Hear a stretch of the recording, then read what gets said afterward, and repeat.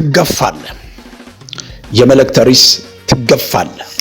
መፍትሄ ወዳለው ጋር ጠላቶች በኃይል ቢገፉ ባንተ ውስጥ ያለው ህልምህ ጋር ነው። መጽሐፍ ቅዱስ ሲናገር ዮሴፍን ወንድሞች ወደ ጉድጓድ ገፉት፣ ከጉድጓድም ወስደው ወደ ግብፅ አገር ሸጡት። ግብፅ አገርን ባለበት ብዙ ተጽዕኖ ብዙ መከራ ደርሷል። ግን ህልም ዮሴፍ መንገስ ያለበት ግብፅ አገር ነው። ዘፍጥረት ምዕራፍ 26 ላይ በአባቱ ዘመን ካለበት ራብ በሚበልጥበት ራብ ሆነ ይላል። ይስሐቅን የሚያስፈራ ራብ ሆነ። ግን የሚገርም ነገር እግዚአብሔር እዛ ቆያለው። ከዛ በኋላ የሚገርም ነገር አንድ ነገር አለ። ቁጥር 12 ላይ እግዚአብሔር ይስሐቅን ዘሩን ዘራ ካለ በኋላ 100 እጥፍ አገኘ። እግዚአብሔር ይስሐቅን ምን አደረገ? ባረከው ይላል። ቀጥሎ ወደ ታች ላይ አባቱ ዘመን አባቱ ቆፍሮ የነበራቸው ምንጮችን መቆፈር ጀመረ ይላል።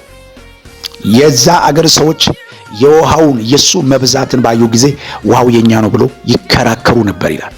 አይ ባራዲያና ውሃው የኛ ነው በቅናት ተነስቶ ይስሐቅ ላይ ይተናኮሩ ነበር ይልና ይስሐቅ እልፍ ያለ ተገፍቶ እልፍ ይል ነበር። ሲጥና ላይ ተከራከሩበት፣ ኤሴቅ ላይ ተከራከሩ። ሮቦት ላይ ቁጥር 27 አካባቢ ላይ ሮቦት ላይ ይስሐቅ በዛ። አሁን ምድረ በዳ ላይ እንበዛለን ገና አለ እግዚአብሔር። አሳፋን በምድረ በዳ ገና እንበዛለን አለ።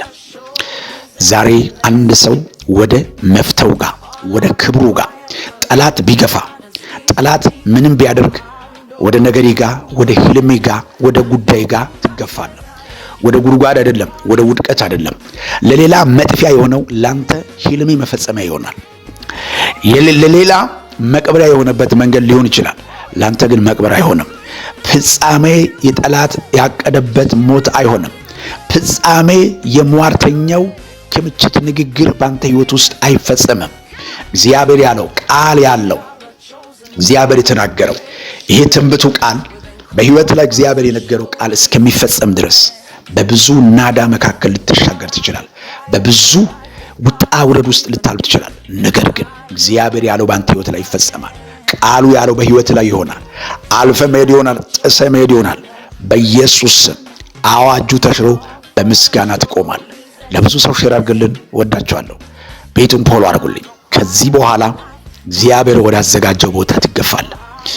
ሜዳ ላይ፣ ውድቀት ላይ፣ ወጥመድ ላይ፣ መቃብር ላይ ሳይሆን እግዚአብሔር ወደ አዘጋጀው በህልም አንተም ወደ አየው ቦታ ትሄዳለህ።